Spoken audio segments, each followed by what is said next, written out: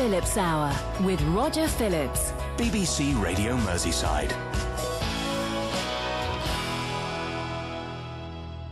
Good afternoon. In this edition of the programme, the story of two books. Later, we'll conclude the story of Anne Watts and her nursing experiences in Lebanon, Kuwait, both at times of war.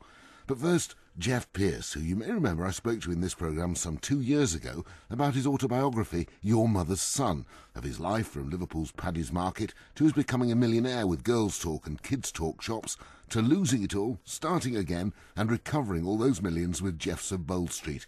It's a great read, 500 pages worth, but publishers weren't interested. Until now.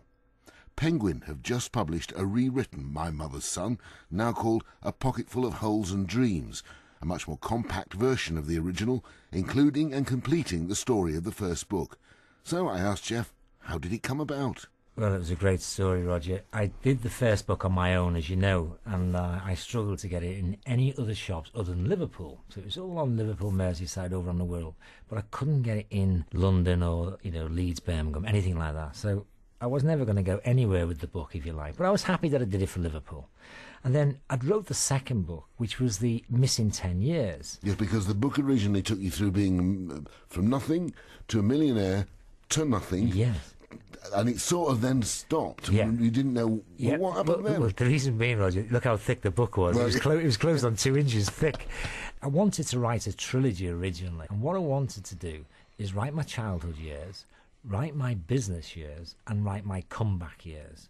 But I wasn't allowed to because you're an unknown author, and who's going to publish you? So I had to pack it into one book. So with the first book, that's what I did. But a lovely story, what happened to me and how I got Penguin to sign me, which is a phenomenal story. But strange how it happened, and I wouldn't give up. I'd sent away my book to 51 publishers and literature agents, and I got 51 rejections. And Roger, they're not nice rejections, they're quite rude rejections. They just put a line through it and say, not for us. So you lose your confidence. And what had happened, I'd got that many rejections, I'd sort of fed up with it, but I'd wrote my second book. One day, about a year ago, I was at home and I was tiling the bathroom, and in the background I had the television on. And it was the Alan Titchmarsh show in the afternoon, and Julie Walters was on. I hear her say, we're looking for the people's author. We're looking for somebody that has wrote a story of their life, or can write a story of their life, because we want to publish the people's author. And I thought to myself, Roger, I've ticked all the boxes there. That's me she's talking about. So I decided to send in the 5,000 words, which I did. And 6 months went by and I forgot all about it. Then the phone went one day home, and it was the Alan Titchmarsh show. Gina answered the phone. Gina, my wife, she said, Jeff, Alan Titchmarsh wants to speak to you.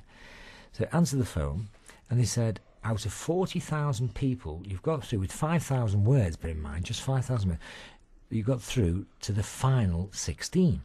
We want you to come to London, and we want you to appear on the show. We're doing a phone-in where the public would vote, a bit like the X Factor, for books on the Alan Titchmarsh in the afternoon. Great. So Gina and I go to London for our meeting, and with then it was Orient Books. We're running a competition. It was alongside Alan Titchmarsh, and it was for £25,000 advance up front, and also a publishing deal with a major publisher. And we go into their head offices and we sit down for our interview, and there's a chap sitting there and a lady from chief executive from Orient Books, and she introduces me to this chap sitting there, and she says, this is God round here. And I looked at him, Roger, and I shook his hand and I said, do you know what, I didn't want to meet you quite yet, but are you really God? And we were laughing and having a joke. And apparently he was the #1 agent in the country. He looks after all the celebrities, everybody. Alan Titchmarsh, he looks after everybody, this guy. And he was there to judge the competition. Anyway, we have a 2-hour interview, Gina and I, and at the end of the interview, he turns around and says, you're going to win this. You're going to win it. Just like that? Just like that. He says, you're going to win this. This is a love story between a boy and his mother, and it's never been done before. He said, this is the future. This is a great book, a great idea. So everything was great, Roger, and we were just about to leave. And I thought to myself, I best tell them that I'd self-published my first book, My Mother's Son. So I pulled my book out, And I said to them, I just want you to know... So you'd sent them the second book, had you? Oh, yeah, because it was the second book I'd wrote, the second manuscript, which is a different read entirely. And it was also the missing 10 years. And I tightened it all up. So you hadn't done all that earlier stuff. They didn't have that in front of them in their second book? No. All they had was 5,000 words that they judged me on. Then I took the big manuscript of the second book in front of them for that meeting. Right. And everything was going great. And if I hadn't said nothing, I was going on the Alan Titchmarsh show the following week. But you managed to put your foot in it. But I put my foot in it, being honest, and I said, I just want you to know that I did do this, self-publish this book myself. I haven't got a publisher, and I haven't got an agent. I'm on my own, and I've done it. And they went, what?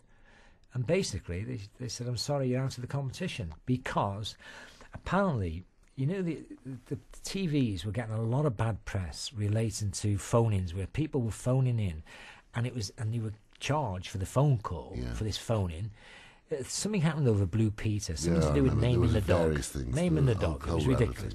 So what they said was, the TV companies will not allow anything like that to happen again. So they said to me, I'm sorry, but there's the door. I was gutted completely. Absolutely. So as I was leaving, God, the chap sitting in the chair, Luigi Bannerman his name is, he said, Jeff, can you leave me your manuscript? He said, I'm not promising nothing. He said, but just leave me your manuscript. I said, okay. And I left him my manuscript, which was the full story of the second book. And he said, bye. And off we went. And 6 months went by and we heard nothing. You forgot about it again. And Jean and I were living our life the way we do. Everything was fine. And then one day I got a phone call on my mobile to say, are you still interested in getting your book published?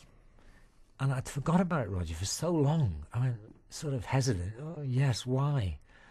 He said, it's Luigi Bannerman here. He said, I'm the chap at the Alan Titchmarsh competition. He said, you never guess what's happened, Jeff. Penguin took me for lunch to congratulate me on the Alan Titchmarsh competition and congratulate me on the 3 winners. And what they did, they actually published the first 3 people, not just the winner. But when I sat there with Penguin, I told them, the guy that should have won it was a Scouser, and he got kicked out. So Penguin were intrigued, and they said to him, what do you mean he got kicked out? He said, well, he'd self-published his life story, but it's a phenomenal book, phenomenal story, and he should have won it, and he would have won it outright if he hadn't have done what he did. So Penguin said to him, can you get a copy to our office for us to have a look at? He sent a copy over, and within 24 hours, they phoned him up and said, we want to sign him right away. This is a guaranteed bestseller. We want to sign him right away. So Jean and I were back up to London. Now gets even funnier. We get to London now. We're going in the Penguin offices now, and we go and sit there with the editor who's going to publish the book. And he sits me down and he says to me, Jeff, business is tough out there in the big wide publishing world. He said, we normally produce 40 books every Christmas. Autobiographies, mostly celebrities, because that's what's sell at Christmas time. He said, but what we're going to do, we are only producing 6 this year. I'm sorry, but we're only going to do 6. And Rogers, you know what? I thought, this is history repeating itself. He's letting me down lightly. He's actually got me there on false pretenses, and this ain't going to happen. So he goes, and the 6 are, and he said, Stephen Fry, Michael McIntyre, Tony Blair, Judi Dench, and you, of course. Could not. I nearly fell off the chair. He was putting me in the top 6. We were one of the 6 that they'd chosen to publish. So everything was going great, and I worked on the book, finished the book. Can I just talk about that a minute? Because the first book, My Mother's Son, was a long book. He then wrote another manuscript. This is relatively a short book. So how did you get...